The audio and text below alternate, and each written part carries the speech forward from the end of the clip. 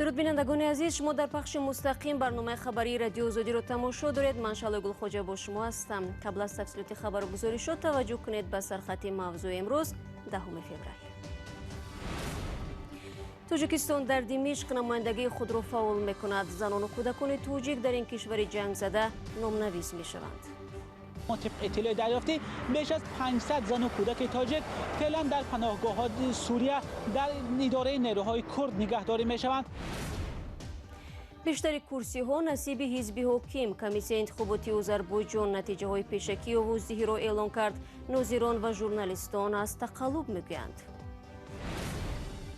و آیا دنغره مرکزی ویلایت می شود؟ مقامات دنغره نقشه کلی ناحیه را به حیث مرکز آینده معماری تهیه کردند. قرار است هواپیمای شرکت سامان ایر 54 شهروند توجیکستان با شمول 45 دانشجو را از ووهان چین به وطن آورد. وزارت کارهای خارجه توجیکستان میگوید در این هواپیما پزشکان و متخصصان کمیته حالتهای فوق‌العاده نیز هستند. دانشجویان توجیک در ووهان بارها پیام دادند که خواستار بازگشت به وطن میباشند. شهر ووهان مرکزی سرایت ویروسی نو دانسته می شود.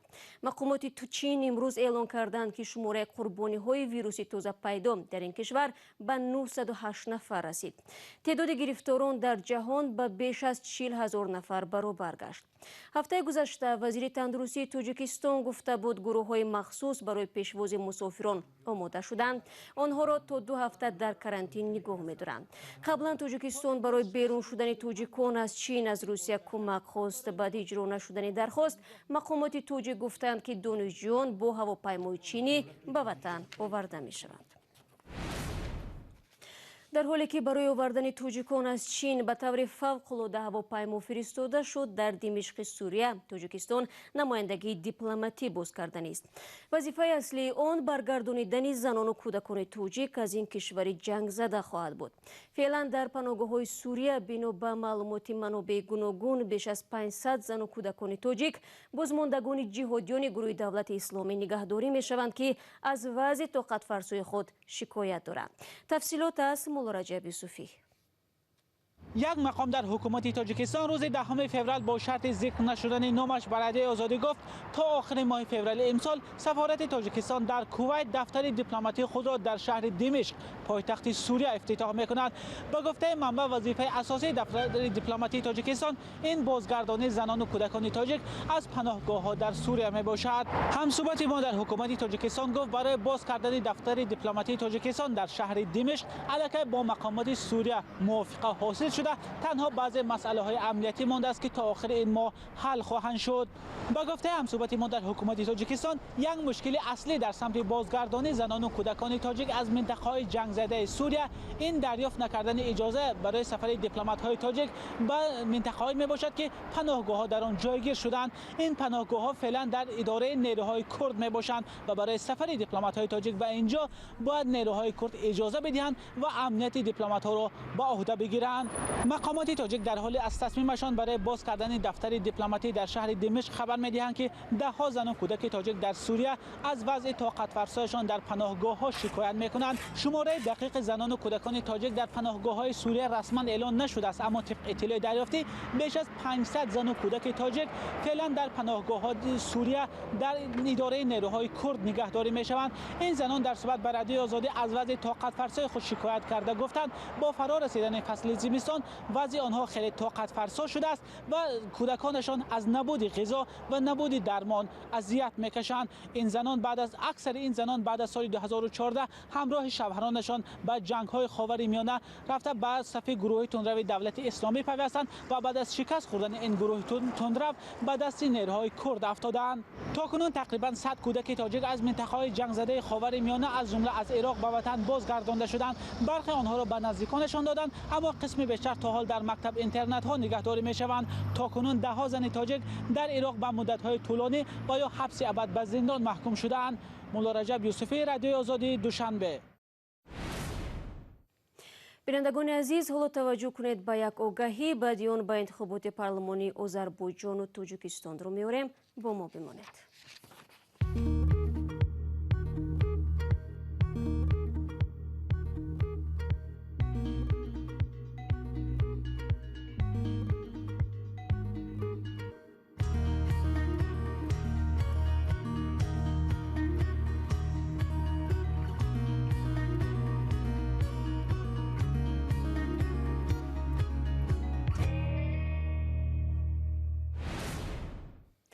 شما برنامه خبری رادیو озодӣ رو тамошо доред. طبق حساب пешакӣ ки امروز комиссияи интихоботи Озарбойҷон эълон кард, дар интихоботи ин кишвар ҳизби ҳоким дар парлумон аксарияти курсиҳоро дар ихтиёр хоҳад дошт. интихоботи пеш аз муҳлат рӯзи 9 феврал баргузор гардид. нозирон ва расонаҳои маҳаллӣ гуфтанд, дар ҷараёни ин маъракаи сиёсӣ даҳҳо мавриди тақаллубро сабт карданд. комиссияи марказии интихоботи Озарбойҷон мегӯяд, ин ҳолатҳоро тафтиш хоҳад кард.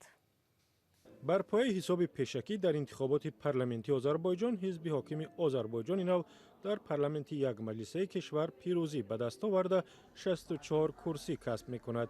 субҳи рӯзи 10 феврал комиссияи интихоботӣ баъд аз шумориши 87% райҳо дар ин бора хабар дод. парламенти Озарбойҷон ё худ миллӣ маҷлис аз 125 курсӣ иборат буда, дар парламенти пештара ҳизби ҳокими Озарбойҷони нави президент Илҳом Алиев 65 курсӣ дошт. назархоҳии ширкати амрикои Артур Финкелштейн ва ҳамроҳонаш бар ин хулоса расидааст ки аз миёни номзадҳое ки расман мустақил буданд ва сиёсати ҳизби ҳокимро дастгирӣ мекунанд, 41 нафар вакил интихоб мешаванд. ҳамин манбаъ тахмин кардааст ки дар парламенти нави Озарбойҷон танҳо як фаъоли мухолифин Эркин Қодирлӣ аз ҳаракати мардумии алтернативаи ҷумҳурӣ соҳиби курсии парламент хоҳад шуд. субҳи 10 феврал ҳизби ҳокими президенти Озарбойҷон Илҳом Алиев эълон кард, дар интихобот пирӯз шудааст. шореҳи сиёсӣ Ҳикмат Ҳоҷизода дар шаҳри Боку ба бахши озарии радиои Озодӣ гуфт, агар дар парламенти нав номзадҳои мустақил сиёсатҳои ҳизби ҳокимро мавриди чолиш қарор диҳанд, вазъ тағйир меёбад. шумори зиёди нозирони интихоботи Озарбойҷон гуфтанд, маъмурони комиссияи интихоботӣ ба онҳо имкони иҷрои вазифаҳояшонро надоданд. як нозир гуфт, ки ӯро болатукӯб аз ҳавзаи интихоботӣ берун карданд. шоҳидони айнӣ ҳамчунин наворҳои пур кардани қуттиҳои овоздиҳӣ бо баргаҳои пешакӣ омодашударо нашр карданд. як номзади курсии парламент иброз доштааст, ки мошини кӯмаки таъҷилии тиббӣ гурӯҳи райдиҳандагонро аз як ҳавза ба ҳавзаи дигар мебурд. аз замони соҳибистиқлолии Озарбойҷон дар соли 1991 то кунун ягон интихоботи ин кишвари Қавқоз аз тарафи нозирони байналмилалӣ озоду одилона арзёбӣ нашудааст. Тоҷикистон низ моҳи оянда интихоботи парлумонӣ дорад. бар асоси феҳристи номзадҳои пешниҳодкардаи аҳзоби сиёсӣ барои ширкат дар интихоботи парлумонӣ танҳо 2% онҳо ҷавонон ҳастанд. ҳузури камранги ҷавонон, ки 70% аҳолии Тоҷикистонро ташкил медиҳанд, дар ҳолест ки сиёсати кишвар ҷавононро ояндаи миллат мешуморад. Сарвинози Рӯҳулло ва Таҳмина Ҳакимова гузориш медиҳанд. аҳзоби сиёсии Тоҷикистон мегӯянд, дар интихобот феҳристи номзадҳояшон ҷавонтар шудааст ва барои доштани вакили ҷавони худ дар парлумон ва маҷлисҳои маҳаллӣ сай хоҳанд кард. аммо як назар ба феҳристи пешниҳодкардаи аҳзоби сиёсӣ ба комиссияи марказии интихобот ва райпурсӣ нишон медиҳад, ки ҳамоно барои курсии вакилӣ дар парлумон афроди сину соли бузург талош доранд. мақомоти тоҷик мегӯянд, ҳар ҷавоне ки ба сиёсат таваҷҷӯҳ дорад метавонад вориди ин корзор шавад. дар кишварҳои пешрафтаи дунё ҳамагӣ то 30-35% дар маҷмӯъ иштироки интихобкунанда дар интихоботҳо ба қайд гирифта мешавад. ягон кас ярод намегирад, баръакс, яъне ки ҳамин гуна маънӣ дод мешавад, ки зиндагӣ тинҷ аст, шароит хуб аст, касе ба сиёсат кор надорад. ҳамин гуна талаққӣ ё ҳамин гуна маънӣ дод карда мешавад. дар мо бошад баръакс. барои чӣ? гӯё ки як чизи манфӣ бошад. бозам гап сари ҳамун чиз. имрӯз ҷавон ба сиёсат майл надорад, ина як ман шахсан чизи манфӣ қабул надорам. ин майли вай аст, хоҳиши вай аст. бахусус дар як ҷомеаи демократӣ, дар як ҷомеаи ҳуқуқбунёд ҳар кас озод аст. аммо аз 65 номзаде ки аҳзоби сиёсӣ пешниҳод карданд, танҳо 4 нафари онҳо номзадҳои то 40 сола ҳастанд. худи ин қишр мегӯянд, дар кишвар ҷавонони воқеан озодандеш, ки миёни ҳамсолонашон ҳам шинохтанд, кам нестанд ва агар онҳо вориди корзори интихоботӣ шаванд, метавонанд райи зиёди мардумро ба даст доранд. аммо ширкат намекунанд, чун аз таҷрибаҳои қаблӣ медонанд, ки ба онҳо роҳ дода намешавад. ҳадафи ино намедонам, ин аз замони худи оно пурсидан дар кор, ки шояд аслан он рақибои ки рақиби ман будан, масалан аз ҳама оне ки ман ҳам аъзои ҳизби халқии демократӣ ҳастам, вале ман аъзои ҳизб худпешбар ҳастам ва ҳизбам пешниҳод карда ҳизби халқӣ дар онҷа сардори шӯъбаи маориф. ҷавонтарин вакили ҳозираи парлумони кишвар аз 35 сола боло аст. таҳлилгарон бар ин боваранд ки бо роҳ ёфтани ҳадиақал 5% ҷавонон ба парлумони ба қавли миёнсоли Тоҷикистон имкон дорад фазои сокиту якранги он то андозае тағйир ёбад. рост ки ман дар Россия дар бисёр шаҳрҳо шудам, ба ҷавонон суҳбат кардам, ҳамаи ҳамон орзу дорад ба Тоҷикистон баргардад. ягон нафаре ва ман надидам ки аз тоҷик будани худ безорӣ карда бошад ё ки гӯяд ки ман ба Тоҷикистон мебиям. ҳамаи онҳо ашк мезананд ки мо бояд ба Тоҷикистон равем ва ҳамаи онҳо садоқат ба Тоҷикистон доранд, ба ватан доранд, ба забон, адабиёт, фарҳанг доранд. ин хеле нест ва танҳо як чизе аст ки дар ҳамин ҷумҳурии Тоҷикистон як чизе аст ки як ҳамин масалан хештаворчигӣ, маҳалгароӣ бисёр дар сатҳи баланд аст. барои як ҷавон масалан ба кор таъмин шудан, соҳиби нон шудан бисёр душвор аст. қарор аст рӯзи 1 март дар Тоҷикистон панҷумин интихоботи парлумонӣ баргузор шавад. интихоботҳои Тоҷикистон дар тамоми солҳои истиқлолияти кишвар аз назари номутобиқаташон ба меъёрҳои демократӣ аз ҷумла риоя наштудани принсипи бисёрҳизбиву шаффофият мавриди интиқод будааст. масъулини бахши меъморӣ ва шаҳрсозии Данғара мегӯянд нақшаи куллӣ ё генералии ноҳияро ба ҳайси маркази ояндаи маърмурӣ омода карданд. дар ин ноҳия сохтмони даҳо иншоот аз ҷумла қасри бузурги фарҳанг дар назар аст. таваҷҷӯҳи ба гуфтаи мунтақидон аз ҳад беш ба ин минтақа ба хотири зодгоҳи раиси ҷумҳур ва чанде аз дигар мансабдорони тоҷик будани он аст. вале мақомот мегӯянд ба ин васила мехоҳанд бо навбат мушкилоти ҳамаи минтақаро ҳал кунанд. гузориши маҳмуҷон раҳматзодаро дар тақдими шодмони ятим мебинем. ба эҳтимоли зиёд ноҳияи Данғара зодгоҳи раиси ҷумҳурии Тоҷикистон ба зудӣ аз як ноҳия ба маркази маърмурии вилоят табдил меёбад. ин хабарро дасти кам ду мансабдори баландпоя дар ҷануби Тоҷикистон тасдиқ карданд. аммо нагуфтанд ки дар минтақа вилояти нав ташкил мешавад ва ё маркази вилояти ҳозираи хатлон аз бохтар ба Данғара мекӯчад.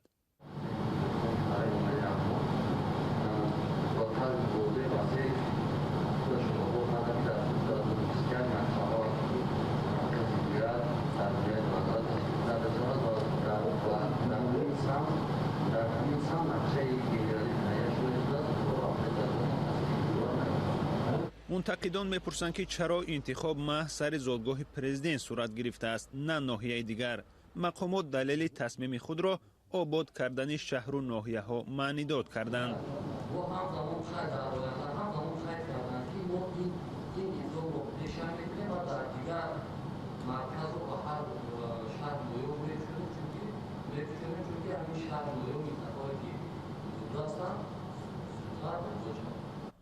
дар гузашта дар Тоҷикистон сару садо дар бораи эҳтимоли ба маркази вилояти хатлон ва ё ҳатто пойтахти кишвар табдил додани ноҳияи Данғара вуҷуд дошт, аммо мақомот ҳеҷ вақт онро тасдиқ накарда буданд.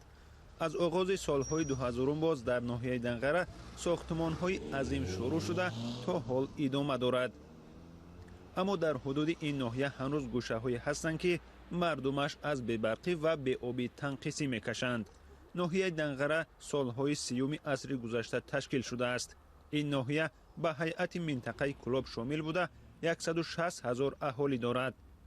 коршиносоне ки вазъиятро назорат мекунанд мегӯянд пинҳон нест ки таваҷҷӯҳ ба ноҳияи Данғара ба хотири зодгоҳи раиси ҷумҳур ва чандин мансабдори дигари тоҷик буданаш аст.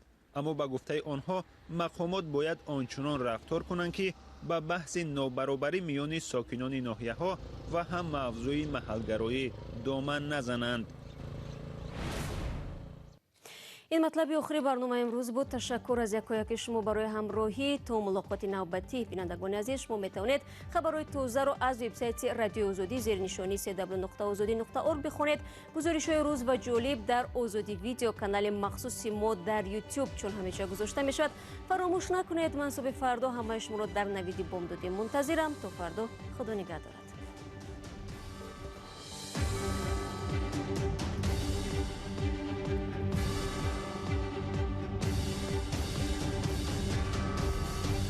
This Radio Liberty, Praha.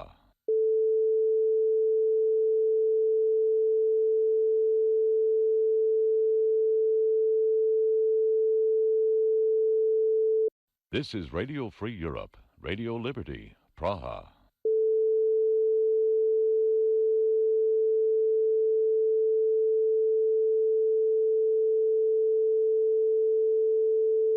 This is Radio Free Europe, radio